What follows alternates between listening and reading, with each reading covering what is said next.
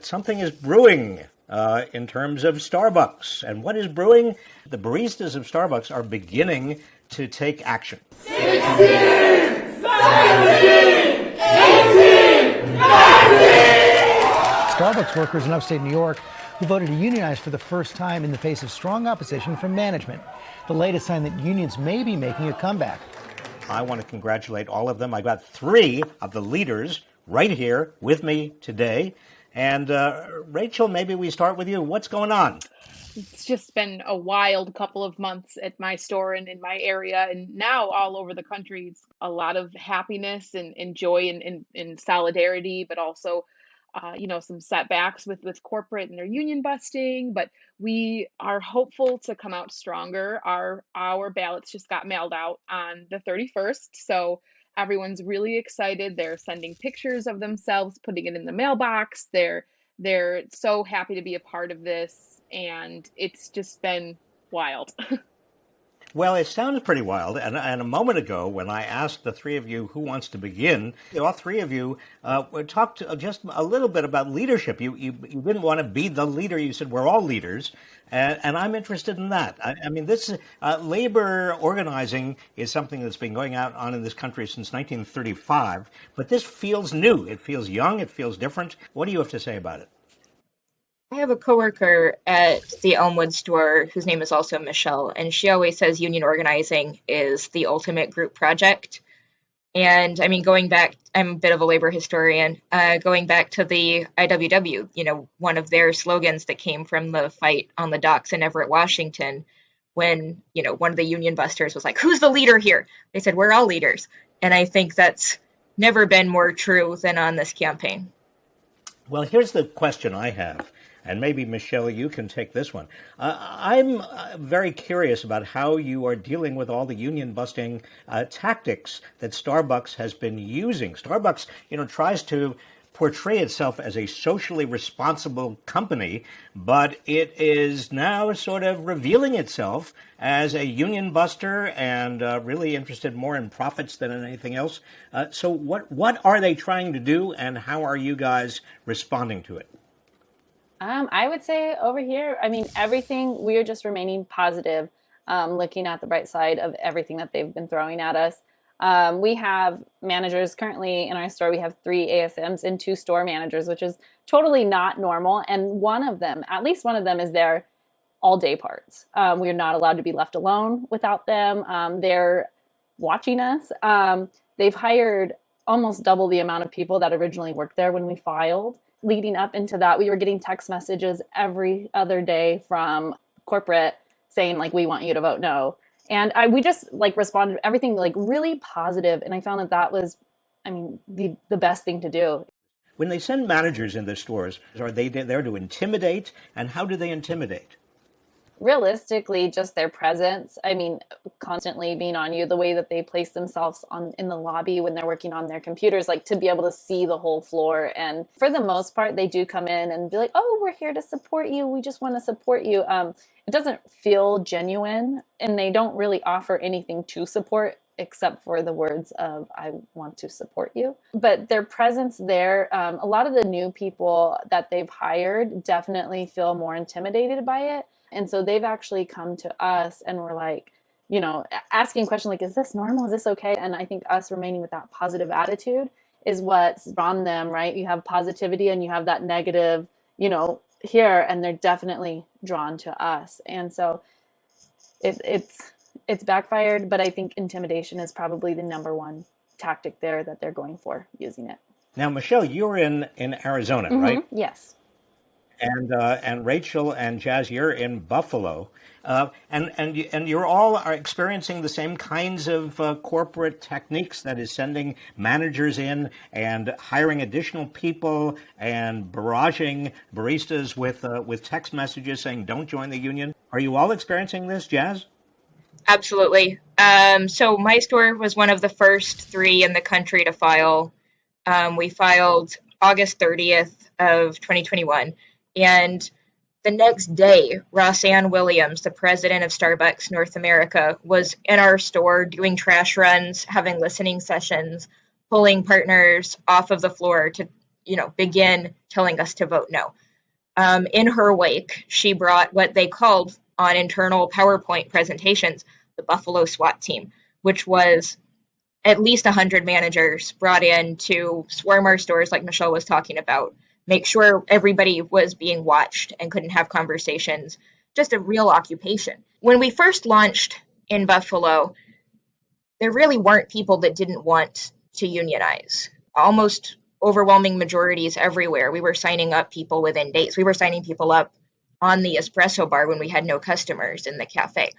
And then when they brought in the managers, it did have a chilling effect. And we did lose support at a lot of stores. While we are overcoming a lot of Starbucks union busting tactics and continuing to grow the movement, certainly what they did has chilled the union in a lot of places where we would have otherwise, had them already. Well, there's an underlying irony here, obviously, and that is that Starbucks has, for many years since its founding, tried to portray itself as socially responsible, have a brand that attracts progressives and young people. But not only is it revealing itself not to be so progressive, but also a second irony, maybe the customers of Starbucks and the employees and baristas of Starbucks are more progressive than most people and are more sensitive to a lot of the issues that we're talking about in terms of power. Is that kind of another underlying theme here?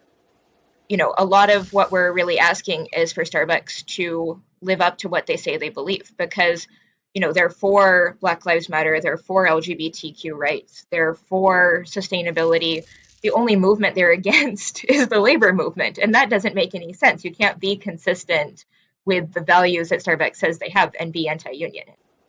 Jazz, when you say Starbucks is in favor of Black Lives Matter and in favor of LGBTQ plus rights and all these other things, where is that expressed? Does Starbucks management just sort of come out with statements, or how do you, as baristas, actually sense its values, quote unquote? So Starbucks has committed to hiring more people of color and more LGBT members of that community. So when we had those partners or those customers who were arrested a couple of years ago, and they did this, they shut the stores down for training, and there was this whole vow to do more for partners of color and people of color. It only was after this incident, so it I guess it's hit or miss. They've given us free T-shirts that have Black Lives Matter on them and basically what look like picket signs, and LGBT rights T-shirts. And I think they really at least say that they're committed to creating environments where those movements are celebrated. They have like greener apron trainings around environmental rights, but they're not even trying to embrace the labor movement. And when they don't, when they come out against the labor movement or try all these union busting tactics, do they give any reason? Do they say they can't afford it? Do they say that they don't want a union because blank?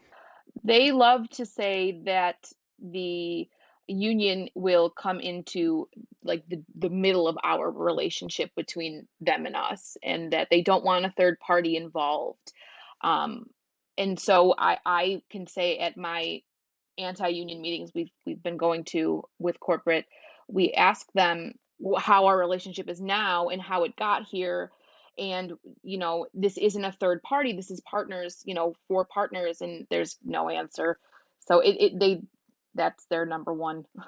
They don't really have an argument. They just don't want No. to have a union coming between them and you.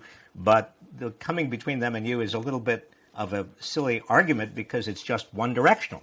I mean, it's not as if they're constantly every day listening to their workers, and that's the whole purpose of a union, is to make it two directional. So people have a way of expressing themselves to management. Do they ever talk about not being able to afford it? Because I'm just looking at the figures here. Starbucks revenue was $20.9 billion from January to September 2021 compared to $17.3 billion the comparable period in the year 2020. And the CEO, Kevin Johnson, gets $14.6 million in total compensation. I mean, what? They haven't been telling us so much that they can't afford it as that we're ungrateful for what they already give us. Even though we have partners who can't afford to pay their rent and buy groceries. But Howard Schultz flew to Buffalo right before my store voted and gave a speech about how wonderful Starbucks benefits were, how no one had forced him to give us, ASU tuition and free Spotify, and how ultimately, he, in a speech that's become infamous, I think, but he compared his Starbucks benefits to prisoners sharing blankets during the Holocaust. So he stopped at nothing, but they haven't even tried to say they can't afford it. They've just tried to say, here's what you have, and you could lose all of this if you unionize. I see. So it's both you should be grateful and also be wary, be careful, because but there's no suggestion that they should be grateful for you. Despite all of these tactics that you're talking about, there is or does seem to be a kind of an explosion of interest in Starbucks outlets and among baristas to unionize. I mean, word is getting out. They may not call themselves progressives or liberals or Democrats, but they are getting it. Is that your impression as well? Absolutely. I think we're getting stronger every day. And so much of this relies on that partner to partner connection. I think it's Starbucks' greatest strength is the people that they've brought together. And it's also the downfall of their union busting campaign, because once, we see some of us doing this, then the question becomes, why can't we all? And I think we all know that we deserve better, especially after suffering even, within the past few months under Omicron. And, my store walked out, and within a couple weeks, Starbucks had actually implemented all of the demands of our strike, which I don't think they would have done otherwise. And we've had people, reaching out and being like, how do we do this? Because we don't feel safe either. Was the precipitating event Omicron, or was it just a lack of sick leave or lack of adequate pay? What do you think actually began the ball rolling? I think it was people realizing that we needed a voice and an actual seat on the table. They have an empty seat at board meetings that symbolizes the partner, but we're like, why is there no partner in that chair? But do either Rachel or Michelle, do y'all want to chime in? Sorry. Yeah, I think that COVID did not help. And then even before that, before COVID, years before, there was just a lot of things that frustrated partners with pay and safety issues, management relationships with their partners, like the lack of transparency. And corporate really liked to say that this was an isolated incident, that Buffalo was a hot spot. We're sending all of these people here to help in Buffalo. And once we kind of went public with what was going on, it kind of like a light bulb went off, and they're like, wait, this is not an isolated incident. You're not alone. This is not just Buffalo, and your feelings are valid. This isn't right just because you feel like you're the only one dealing with it. And that really, I think, helped push us to where we are. Rachel, if I can just specify, or have you specify, when it's not right, are we talking about the lack, the pay is just not right, or is it working conditions, lack of safety, lack of sick leave? What's the and it's not right? Yeah. So everything you said. So pay is a really, really big. I've been there for 10 years, and I make about 15 cents more than a new hire would make in my position. I believe that we should be more transparent about talking about pay, because this is the situation that we're in. And safety, I know that there have been stores in my district who have had lawsuits from customers before their requests for getting things fixed were heard. It's not from us, it's from lawsuits. So these are definitely some of the things that are not just isolated incidents. Now, if this were Fox News, the host would say, well, you could just get another job, can't you? I mean, if you're not happy, just go somewhere else. What's your response? I guess my response would be, what's different somewhere else, and why not try to work on bettering the place that I like to be. I like to be at Starbucks. It's never been uh, Starbucks is terrible and we don't want them. It's all about making it better for everyone, including the people up high in corporate. I think creating a better relationship, getting them to understand the partner's frustrations without having to call 8 numbers, like having that direct relationship is something that I want and everybody should want no matter where they're working. What kind of advice do you have for other working people, young working people especially, who are feeling powerless, and most of them are? What would you say? I would say, I would reach out. What we did at our store is we were feeling powerless. We actually were wanting to quit. And we thought, why would we do that? What would we gain by quitting? We want to make this better. This is where we all are. This is, what we love to do. And so I would say reach out. Like we reached out to Buffalo and got the support. Just reach out because it's unbelievable the amount of support that's out there. I would say if you feel like something isn't right, it's probably not. And if you feel like you're not being listened to or your safety isn't, no matter what that safety is in question, then it's not right. And there's power in numbers, and use your relationships to your advantage, and know that it's not something that you should have to brush off. You should be able to voice what you need to voice.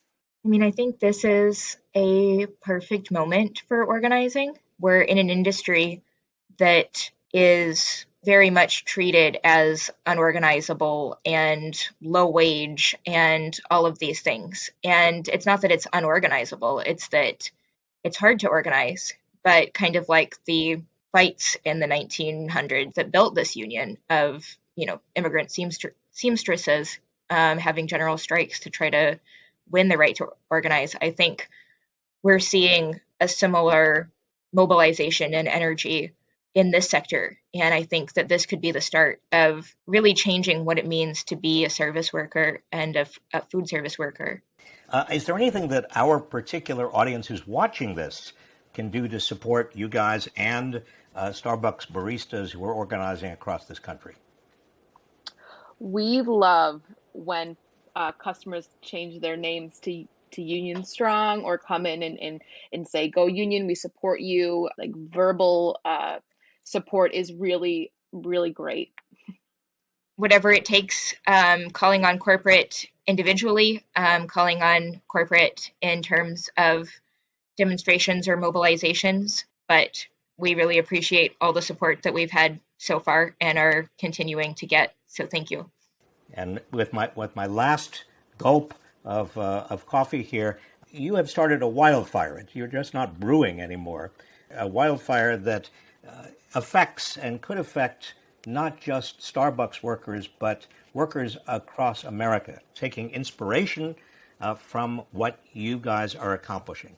So I'm impressed with not only your leadership, but also your upbeat attitude, your desire to be absolutely truthful and honest, and to play the game the way it should be played in pursuit of what we all need, and that is a voice, democracy. Thank you so much for having us. May we ask what your Starbucks order is? Macchiato.